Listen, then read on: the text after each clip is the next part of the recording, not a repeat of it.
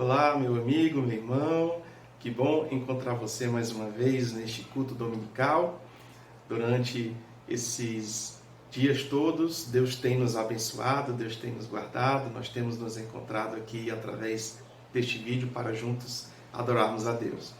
Espero que você e a sua família estejam bem e espero que você realmente nesse tempo tenha aprendido mais do nosso Deus.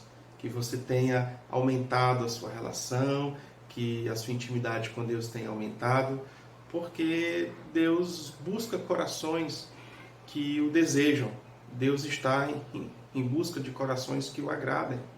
Lá em 2 Crônicas, capítulo 16 e versículo 9, está escrito que que os olhos de Deus andam por toda a terra em busca de corações que sejam agradáveis a Ele. Como está seu coração? Deus está em busca de corações adoradores, corações que o agradem, corações que estejam cheios da sua vontade.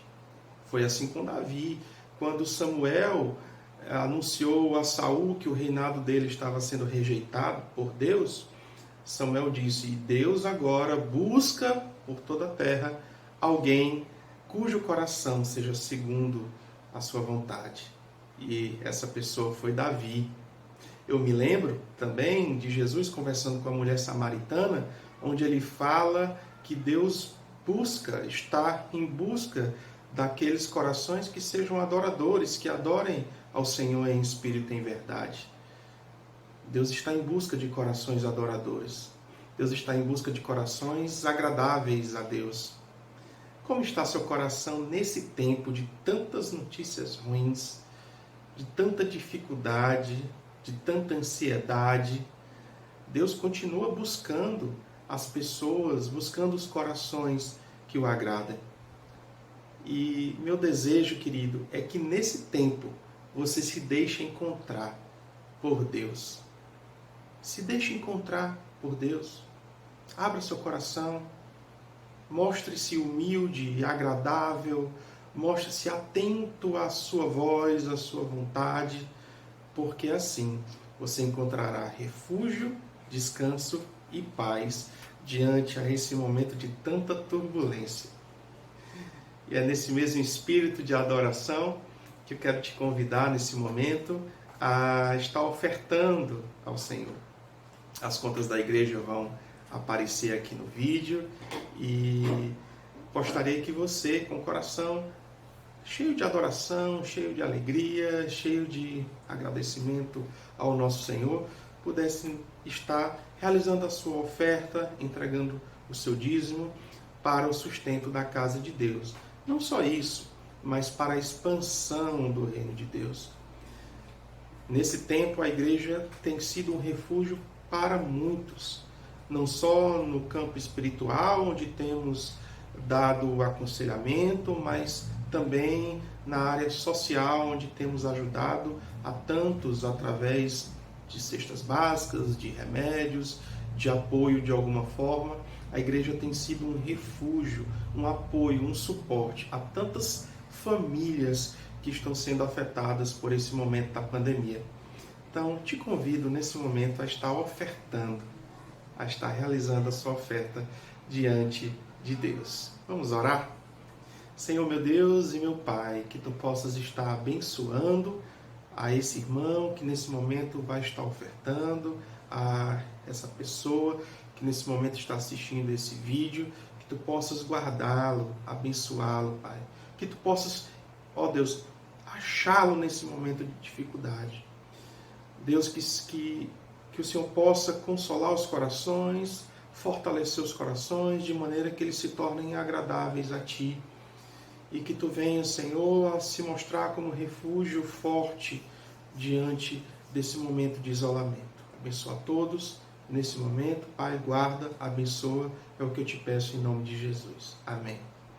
Deus abençoe, amado. Que o Senhor continue falando ao seu coração, guardando a sua família, estando continuamente com você. Olá, povo de Deus, graça e paz. Mais uma vez, nós agradecemos ao Senhor pela oportunidade.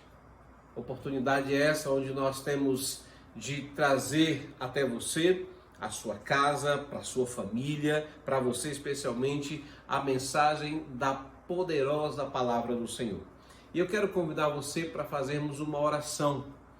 Queria que você concordasse com a minha oração, para que Deus esteja nos conduzindo nesse tempo, nos dando direção, nos dando sabedoria e entendimento da sua palavra. Vamos orar? Pai, muito obrigado.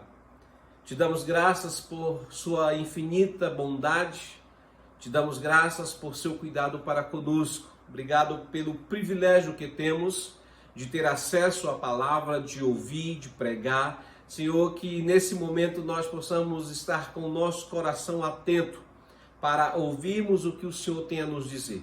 Da mesma maneira que haja disposição em nosso coração para aplicar, que haja uma aplicação de cada um de nós daquilo que o Senhor estará ministrando aos nossos corações. Nos abençoa, Pai, nesse tempo, nos abençoa nesta oportunidade, nós oramos no nome de Jesus. Amém. Eu espero que você esteja desfrutando juntamente com toda a sua família da mais perfeita paz. A paz que verdadeiramente é trazida pelo nosso Senhor e Salvador Jesus Cristo, Príncipe da Paz. Mesmo em meio a tantas dificuldades, turbulências, em meio a toda essa crise que estamos vivendo, mas nós podemos sim ainda desfrutar de uma verdadeira paz. Que você esteja desfrutando em seu coração e em sua casa, em sua família, desta maravilhosa paz. Nós vamos meditar hoje sobre o Sermão do Monte. Nós estamos numa série de ministrações sobre esse sermão e eu quero lembrar aqui a você que o Sermão do Monte ele é registrado em 3 capítulos do Evangelho segundo escreveu Mateus. capítulo 5, 6 e 7. O nosso objetivo, se Deus nos permitir, é nós meditarmos, né, de maneira contínua, né, gradativa, em cada ponto do Sermão do Monte. O sermão mais excelente de todos os tempos, porque fora pregado pelo pregador de mais excelência que já existiu sobre a face da terra, que foi o nosso Senhor Jesus Cristo, né? Então, nós já tratamos, né, capítulo 5 de Mateus até o versículo 20.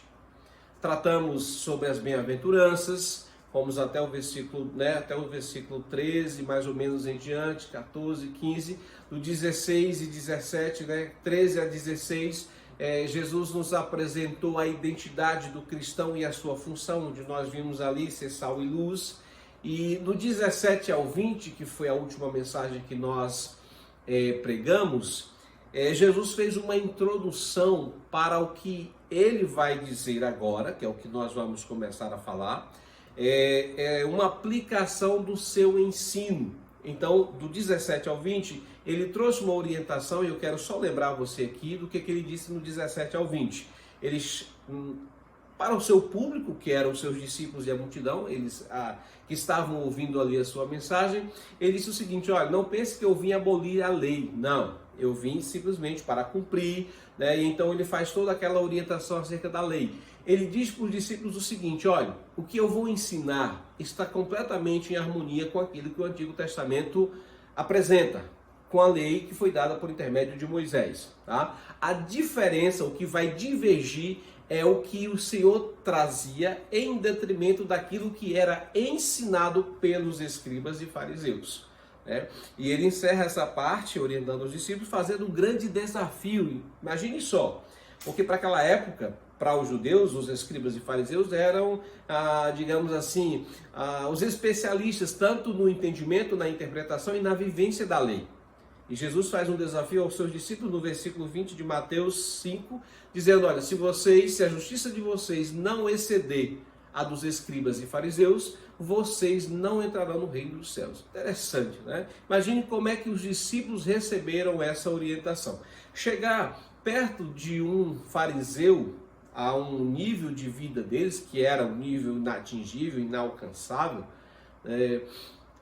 já era alguma coisa. Agora, o desafio de Jesus era que eles deveriam ultrapassar esse modo de vida. Quando está falando aqui de justiça, né, o que Mateus vem trazendo, é bom lembrar que ele está falando de um padrão de vida em conformidade com aquilo que é vontade do Senhor. A justiça está tratando especificamente sobre isso.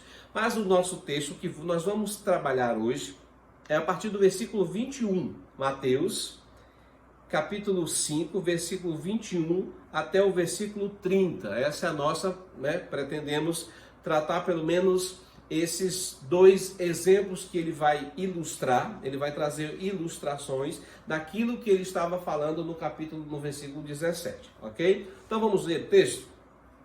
Versículo 21. Vocês ouviram o que foi dito aos antigos: não mate. E ainda, quem matar estará sujeito a julgamento. Versículo 22. Eu, porém, lhes digo que todo aquele que se irá contra o seu irmão estará sujeito a julgamento, e quem insultar o seu irmão estará sujeito a julgamento do tribunal. Quem o chamar de tolo está sujeito ao inferno de fogo. Portanto, se você estiver trazendo a sua oferta ao altar, e lá se lembrar que seu irmão tem alguma coisa contra você, deixe diante do altar a sua oferta e vá primeiro reconciliar-se com seu irmão. Então volte e faça a sua oferta. Entre em acordo sem demora com o seu adversário enquanto você está com ele a caminho, para que o adversário não entregue você ao juiz, o juiz entregue você ao oficial de justiça e você será jogado na prisão. Em verdade lhe digo que você não sairá dali enquanto não pagar o último centavo. Esse é o primeiro exemplo e nós vamos ler o segundo, né, que ele vai apresentar aqui. Versículo 27. Vocês ouviram o que foi dito: não cometa adultério.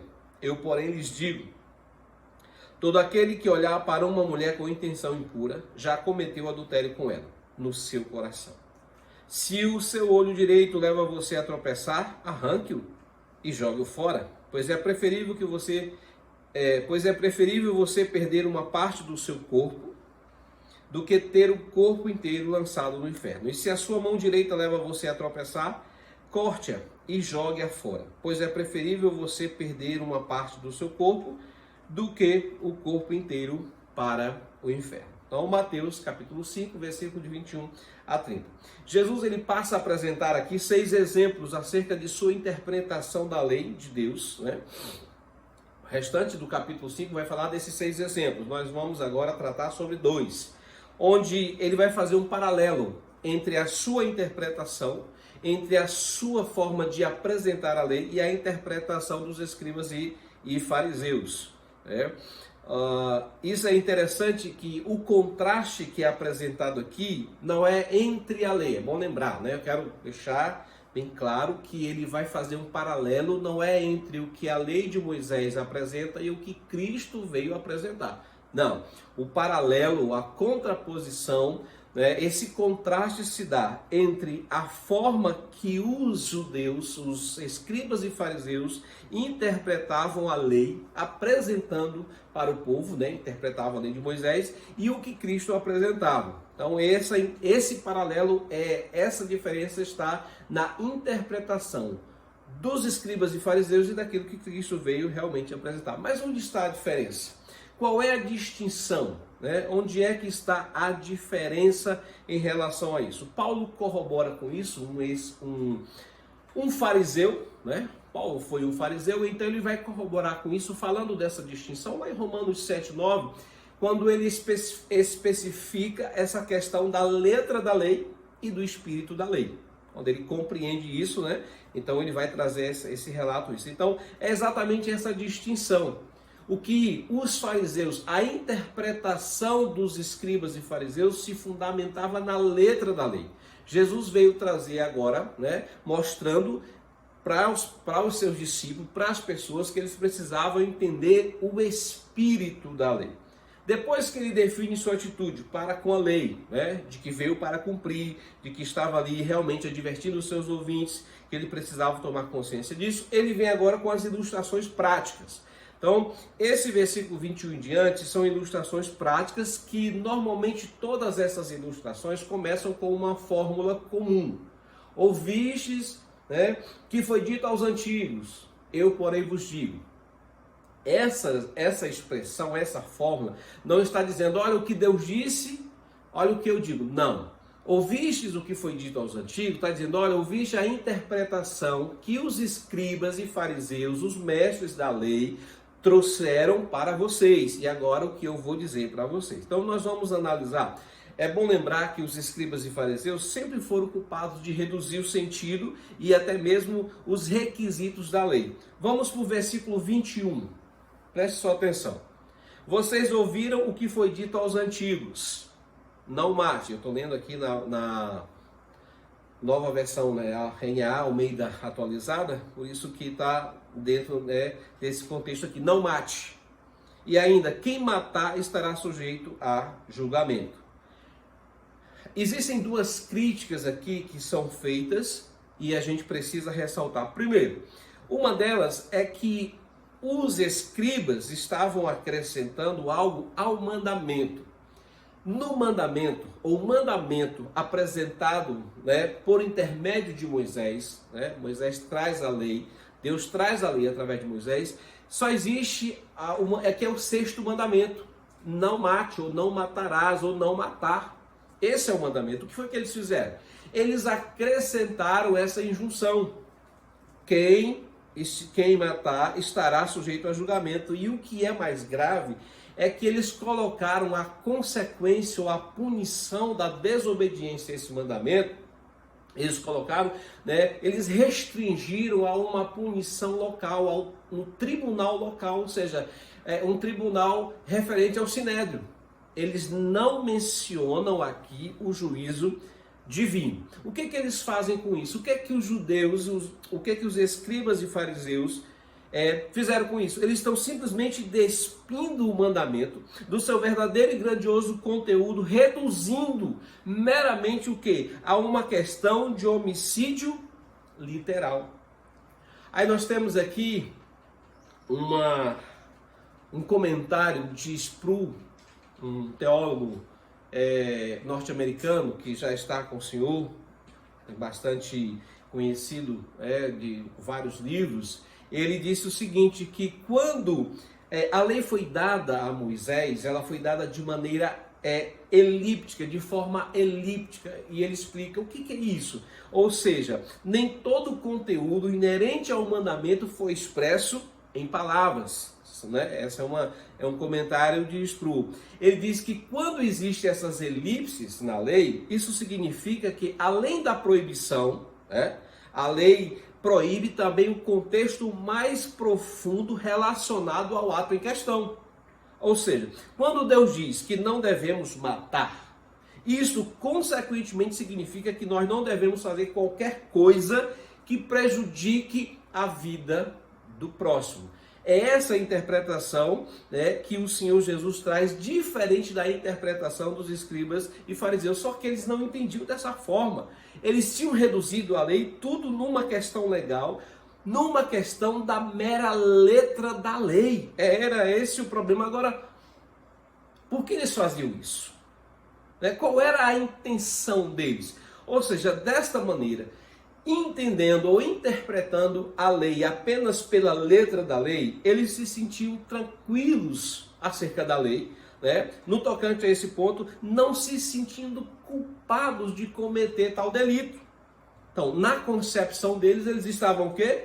Em plena obediência à lei de Moisés. Não sei se você lembra, em Lucas 18, narra a história do jovem rico, que quando se aproxima de Jesus, ele pergunta, faz aquela pergunta da vida eterna, e o Senhor vai falando dos mandamentos, ele diz assim, mas isso aí eu obedeço desde a minha mocidade.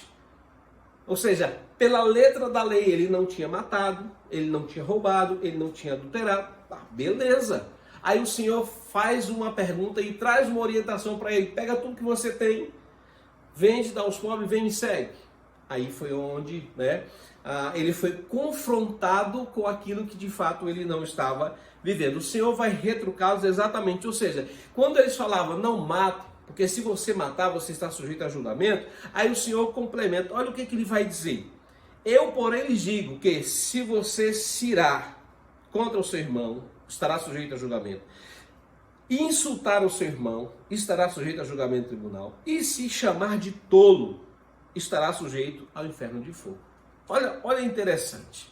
Então, os fariseus tratavam a lei pela letra somente. Jesus vem trazer uma interpretação em relação ao espírito da lei. Então, nós, enquanto eu e você aceitarmos apenas a letra da lei, esquecendo assim do espírito, do seu conteúdo, do seu sentido, nós poderemos nos enganar. É muito fácil a gente se enganar. Por exemplo, se eu entendo a lei apenas pela letra da lei, o que vai acontecer? Beleza, eu não desobedeci, eu não quebrei o 6º mandamento, porque eu não matei ninguém. Só que enxergar a lei por esse ângulo é uma forma totalmente equivocada de interpretação. Então, nesse texto aqui, nesse primeiro exemplo aqui, nessa primeira ilustração, Jesus ele vai mostrar o seu ponto de vista, trazendo para nós 3 princípios básicos. E aí eu quero, seguindo esse mesmo entendimento que a gente já tem compartilhado, a gente tem seguido uma linha aqui de interpretação e de comentários de Martin Lloyd Jones, e a gente segue nessa mesma linha. Ele vai apresentar 3 princípios. Primeiro, o que o Senhor vai dizer? O que realmente importa é o espírito da lei e não somente a letra da lei. Esse é o primeiro princípio, ou seja, a letra da lei fala da literalidade do ato, é o ato em si, aquilo que se faz externamente. O espírito da lei fala da intencionalidade. O ato é importante? É, mas o que está por trás do ato é a motivação. Quando nós falamos de espírito da lei, nós estamos falando de motivação, nós estamos falando de intenção, daquilo que não está visível para o homem, mas está visível para Deus. Então, o que ele, no versículo 22, aí o que ele disse? O espírito da lei, não mate. Literalmente, literal, não mate, ok. Quem matar está sujeito a julgamento. Aí no versículo 22, né, o Senhor vai ampliar a abrangência desse pecado. O Senhor vai dizer, peraí, não é assim não. Existem coisas que estão relacionadas a esse mandamento que têm praticamente a mesma consequência. Ou seja, quando eles entendem pela letra da lei, eles estão simplesmente resumindo, né, ali o homicídio a uma questão física. Só que Jesus está dizendo, olha, o homicídio não é apenas físico, literal, porque a ira sem motivo, guardada no coração contra o irmão, tem a mesma semelhança, é equivalente ao homicídio.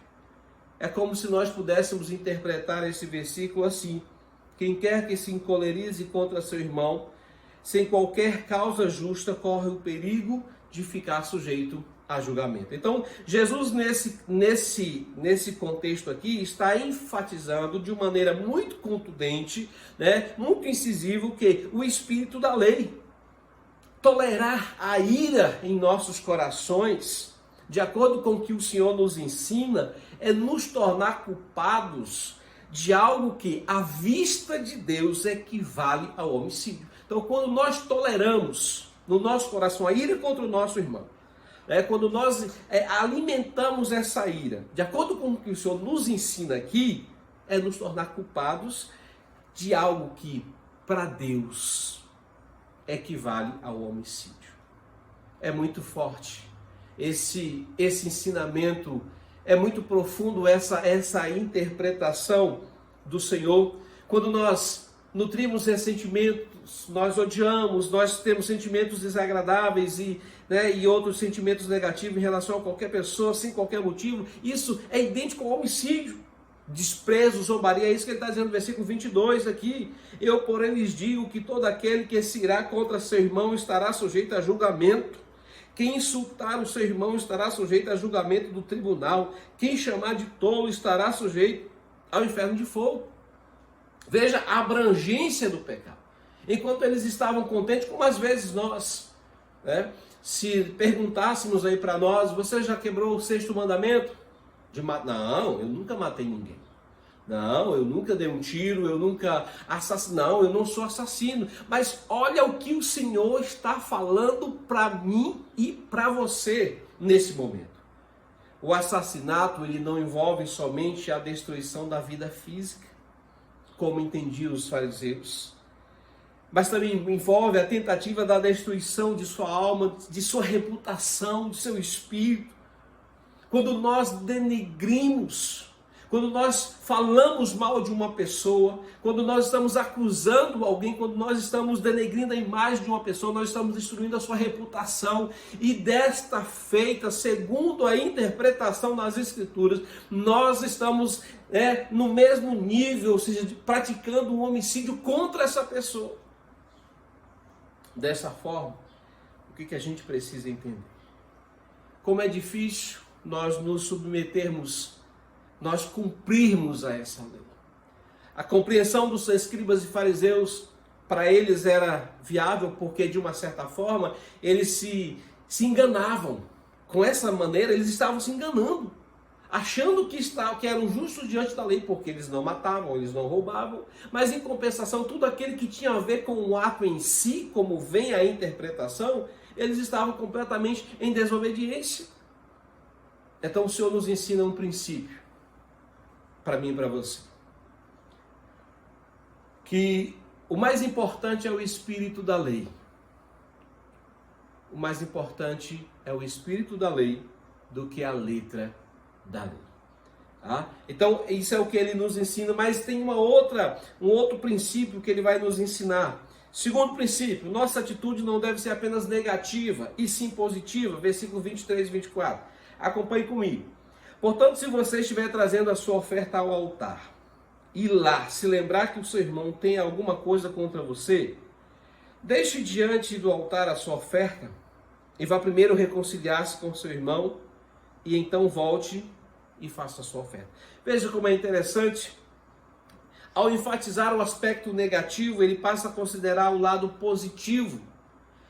existe o aspecto negativo, mas existe o aspecto positivo da lei. Ou seja, o aspecto negativo é de nós não abrigarmos sentimentos em nosso coração, sentimentos homicidas, malignos, né, contra as pessoas. Mas também esse mesmo mandamento, ele nos conduz, né, ele nos orienta, ele nos direciona de maneira a nós darmos passos positivos para que haja uma reconciliação com o nosso irmão. Aqui um problema de, na maioria das vezes, nós ficarmos apenas na parte negativa. Eu não tenho isso, eu não faço isso, então beleza. Nós temos sim a obrigação de dar os passos necessários para remover esta causa da dificuldade. Nesses versos 23 e 24, você pode aí, né, voltar à sua Bíblia, nós vamos ver aqui um perigo. Jesus vai nos lembrar, versículo 23, vai nos lembrar de que nós corremos um perigo extremamente sutil e que é ameaçador à nossa vida espiritual. Ou seja, aquele perigo de nós tentarmos fazer uma expiação por nossa falta, trazendo um certo equilíbrio, né, daquilo do mal com bem. Ou seja, existe aquela coisa negativa, mas eu faço muitas coisas boas. Eu apresento muitos sacrifícios, né? Nós estamos aqui tentando trazer sacrifícios cerimoniais na tentativa de encobrir alguma falha moral. Essa era a especialidade dos fariseus. Por isso que o contexto de religiosidade deles era pejorativo, né? A religiosidade deles era oca. Por quê? Porque eles eram especialistas. Se alguém tinha habilidade na questão religiosa, era eles, né? Frequentavam o templo diversas vezes, faziam os seus rituais, né, as suas práticas devocionais, as suas esmolas, as suas orações. Eles eram especialistas nisso. E com isso eles tentavam abafar aquilo que de fato precisava ser resolvido, o conserto que precisava haver, né, a reconciliação, os passos positivos que precisavam ser dados. Nessa questão, né, versículo 23, portanto, se você estiver trazendo a sua oferta ao altar, escute só, portanto, se você estiver trazendo a sua oferta ao altar, e lá se lembrar que o seu irmão tem alguma coisa contra você, deixe diante do altar a sua oferta, vá primeiro reconciliar-se com o seu irmão, e então volte e faça a sua oferta. O que o Senhor está nos ensinando nesse momento? De que mesmo diante do altar, chegamos ao altar do Senhor, com a oportunidade, com o desejo de trazer ao Senhor uma oferta, de oferecer a Ele um sacrifício, o nosso culto. Nós fomos cultuar ao Senhor. E ali, se nós lembrarmos de algo que fizemos ou nós falamos contra alguém, de algo que nós entristecemos, né? Seja em palavras, em ações, ou sendo motivo de escândalo para essas pessoas, alimentando sentimentos, o que o texto nos orienta? O texto diz que nós devemos deixar ali por um instante. Nós devemos guardar ali a nossa oferta. Se nós entendemos, estamos ali para o culto, para a nossa adoração. Mas existem pendências entre a minha vida e a vida do meu irmão.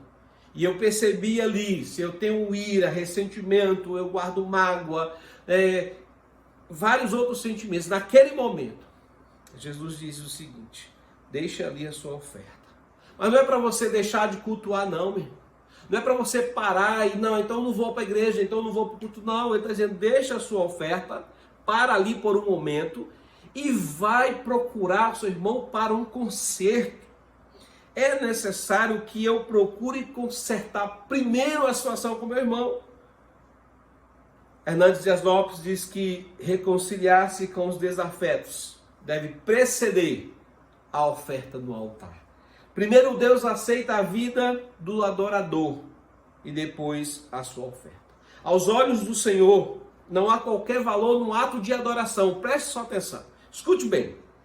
Aos olhos do Senhor não há qualquer valor no ato de adoração se eu estiver nutrindo algum pecado do qual eu tenha consciência e entendimento. Não sei se você lembra Mas eu quero trazer aqui para que seja lembrado por nós a história de Saul. 1 Samuel capítulo 15, nós temos ali uma atitude de Saul que chama a nossa atenção. Deus dá a ele uma orientação na guerra contra os amalequitas para que estes fossem totalmente exterminados com tudo que tinham. E Saul simplesmente poupa os amalequitas, alguns dos desposos, em especial o rei. E quando confrontado por Samuel, ele diz: não, eu deixei essas coisas para trazer uma oferta para o Senhor. Samuel diz para ele, profeta Samuel: vem cá, o senhor acha que Deus teria tanto prazer em holocaustos, em sacrifício, do que em obedecer a sua palavra? Aí ele completa, né? O obedecer é melhor do que o sacrificar. O nosso relacionamento com Deus não poderá estar correto, jamais estará correto, enquanto o meu relacionamento com o outro, com o próximo, estiver errado. Então nós precisamos de conserto, é isso que o texto está trazendo. Então, os fariseus resumiram: não, eu não matei ninguém, então eu estou beleza. Não, não é assim. Isso é a interpretação deles, né, que facilita para eles, que facilita uma obediência, mas o Senhor está falando: olha, a letra, ou seja, a lei não é assim. A lei está falando de algo mais abrangente, daquilo que cerca esse assassinato, aquilo que vem antes, fala de uma relação, de sentimentos que nós podemos agregar ou permitir, nutrir em nossos corações. E por último princípio, aqui nessa ilustração, versículo 25, ele fala de uma urgência para esse conserto. Então no 23 e 24 ele está falando de que nós precisamos dar passos, de que nós não devemos apenas ficar no lado negativo do mandamento, de nós não termos isso, de não fazermos isso ou não fazermos aquilo. Mas ele está dizendo que nós temos, o lado positivo, que nós precisamos dar passos, nós precisamos tomar a iniciativa para a reconciliação. E ele está dizendo aqui que essa reconciliação precisa ser urgente. Versículo 25, acompanhe comigo. Entre em acordo sem demora com seu adversário, enquanto você está com ele a caminho, para que o adversário não entregue você ao juiz, o juiz entregue você ao oficial de justiça e você seja jogado na prisão. Em verdade lhe digo que você não sairá dali enquanto não pagar o último centavo. O que ele está falando? Ele usa uma ilustração comercial para falar da urgência de que nós precisamos dessa reconciliação o mais rápido possível. Ou seja, enquanto nós podemos resolver as nossas pendências, ou seja, ele disse: olha, entre em acordo sem demora com o seu adversário enquanto você está com ele a caminho. Nós estamos a caminho. Então vamos resolver as nossas pendências. Se você está magoado com alguém, se alguém lhe feriu ou você feriu alguém, não vamos fazer de conta: eu faço de conta que não vi, ou ele faz de conta que não magoou. Vamos consertar a nossa relação, vamos consertar o nosso relacionamento, e de maneira urgente. Sabe por quê? Porque amanhã pode ser muito tarde, em todos os aspectos. Ele está dizendo: se você não resolver enquanto estiver a caminho, vai haver um julgamento e você será punido. As duas partes entrarão ali, haverá um julgamento e haverá uma punição. E severa e dura será essa punição. Então, antes que chegue a esse julgamento, eu e você, nós precisamos, vamos conversar. Se você foi o ofensor, então peça perdão ao Senhor. E você feriu alguém, procure essa pessoa o mais rápido possível. Se você foi o ofendido, libere perdão, não espere que a pessoa chegue até você. Dê passos diante do Senhor para dizer: Senhor, eu libero perdão. Isso aqui também está tratando sobre perdão, e isso aqui é extremamente importante.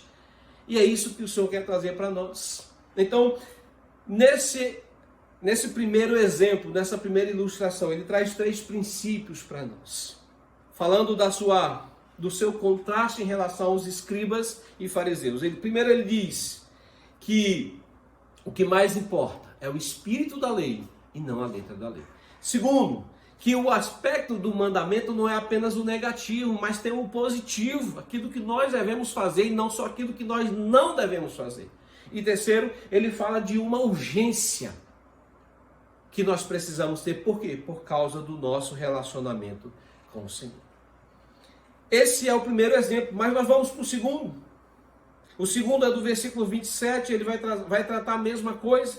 Versículo 27, ele diz: vocês ouviram o que foi dito, usando a mesma forma, não cometa adultério. Eu, porém, lhes digo que todo o que olhar para uma mulher com intenção impura, já cometeu adultério com ela no seu coração. Se o seu olho direito leva você a tropeçar, arranque e jogue fora. Pois é preferível você perder uma parte do seu corpo do que o corpo inteiro lançado no inferno. Se a sua mão direita leva você a tropeçar, corte-a e jogue-a fora, pois é preferível você perder uma parte do seu corpo do que o corpo inteiro ir para o inferno. Então, ele está usando o mesmo sentido. Para os escribas e fariseus, o adultério, talvez para você, para muita gente, né? Tem muita gente que acha que o adultério é apenas, né, você ir para a cama com uma mulher, você adulterar fisicamente, você ter um ato fisicamente.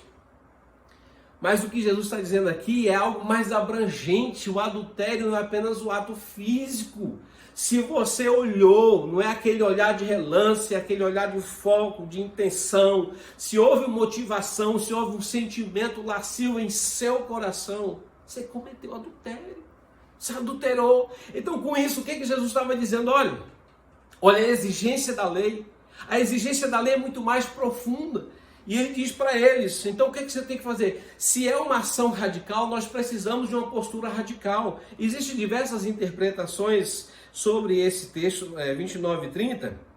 Claro que Jesus está falando aqui de maneira metafórica, né? Isso aqui não é literal, não é para você decepar, você arrancar o seu olho, decepar a sua mão. Não. Existem algumas interpretações e uma delas é que, na opinião daquelas pessoas que estavam ouvindo ali, que era público de Jesus, o olho direito e a mão direita eram os órgãos mais importantes que eles consideravam.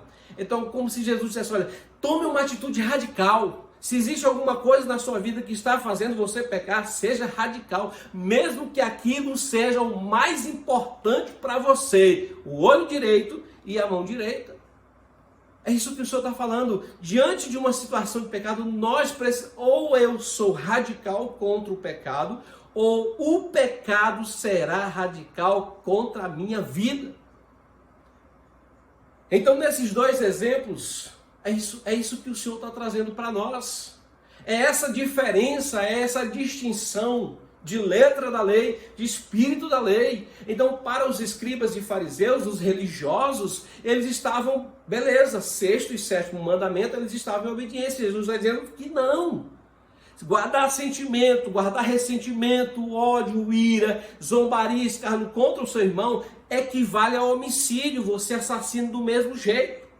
Se você olha para uma mulher com intenção impura, desejo lascivo, você está adulterando do mesmo jeito. Então quebrou o mandamento. E com isso, ele estava chamando a atenção dos seus discípulos, para que os seus discípulos vivessem uma vida diferente daquilo que era vivenciado pelos escribas e fariseus. Então nós vamos, por hoje, encerrar nessas duas ilustrações. Na próxima mensagem nós continuaremos as outras, ainda faltam 4, né? São 4 até o final do capítulo 5, que fala sobre o divórcio, juramento, vingança e do amor ao próximo. Vamos ver se na próxima mensagem, a gente sintetiza para nós finalizarmos, né, a interpretação deles e como é que Jesus nos ensina, como é que a coisa deve acontecer. É o ensinamento do Senhor, a interpretação do Senhor de maneira autêntica daquilo que foi trazido por Moisés. Ou seja, isso aqui está em concordância com o ensino do Antigo Testamento. Mas, por hoje, nós vamos ficar nesses dois exemplos. Como nós temos analisado a lei de Deus em nossa vida? Como é que eu e você temos nos relacionado com essa lei? Da maneira em que nós a interpretamos pela letra da lei ou pelo espírito da lei? Como é que nós temos lidado com isso? Como é que nós temos observado isso. Nós estamos mais preocupados com as nossas ações, com os nossos atos, ou com aquilo que está no nosso coração. O que Jesus queria dizer para eles, na verdade, é que o problema era no coração. O pecado estava no coração, a sujeira estava no coração, tudo isso brotava de dentro, não era o ato externo em si. Como podemos não ter matado, podemos não ter adulterado, mas certamente estamos infringindo esses dois mandamentos quando nós nutrimos sentimentos negativos contra o outro e ao mesmo tempo quando nós temos olhar impuro em relação a uma mulher. É isso que o Senhor está dizendo. Quais são os nossos verdadeiros sentimentos de um para com os outros? E nós devemos tomar uma atitude urgente, rápida, sem demora, e consertar com o Senhor. Que o Senhor nos oriente. Esse é o ensinamento do Senhor para os seus discípulos. Jesus chama os seus discípulos ali e está dizendo, olha, eu vou trazer para vocês aqui, para que vocês entendam que por vocês, pela capacidade de vocês, vocês não têm condições de obedecer à lei. Isso deveria levar os discípulos a uma total dependência de Deus, o que era diferente na mentalidade dos fariseus.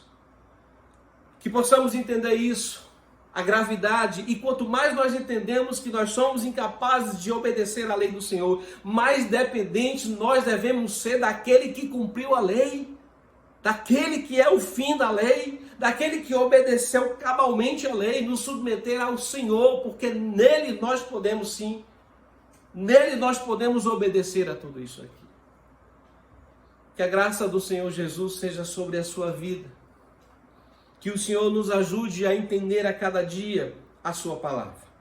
Eu convido você para no próximo domingo, se Deus nos permitir, nós tratarmos dos demais pontos e assim tentando finalizar o capítulo 5, dando continuidade ao Sermão do Monte. Que Deus em Cristo nos abençoe. Vamos orar. Pai, muito obrigado pela tua palavra, muito obrigado pelo teu ensinamento para conosco. Continua, Senhor, com a tua mão estendida sobre nós, nos sustentando na caminhada, nos guardando e nos fortalecendo, mesmo em meio a toda essa turbulência que nós estamos vivendo. Deus, abre o nosso entendimento para a tua palavra, que sejamos firmados cada vez mais nela. Abençoa o teu povo, em nome de Jesus. Que o amor do Senhor, o imensurável amor de Deus, a comunhão do Filho Jesus Cristo, a comunhão e a consolação do Espírito Santo de Deus seja sobre a sua vida, seja sobre todos nós, hoje e para todo sempre. Amém e amém. Deus te abençoe, Deus abençoe a sua casa, Deus abençoe a sua vida, no nome de Jesus.